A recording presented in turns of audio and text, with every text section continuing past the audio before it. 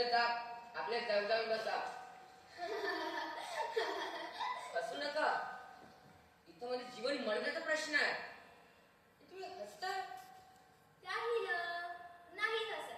आता तुझ्या प्रश्नांकडे वळूया. असं हत्तीसारखा सरळ चलित बोला.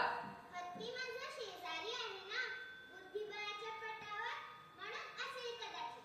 वाट नाही पण धूळ लागलाय त्याचा मला. आणि तो तुझा दुसरा शेजारी तिरका चालणारा उंट आहे म्हटलं.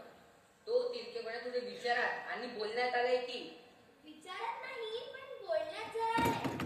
हे कबूल. अरे कबूल केलं हेच माझ्या नशीब. पण एक गोष्ट लक्षात घे, मी त्या दोघांचीही चाल घेतली नाही. बुद्धिबळाच्या पटावर माझी चाल सर्वात वेगळी आहे. विषयांतर नको.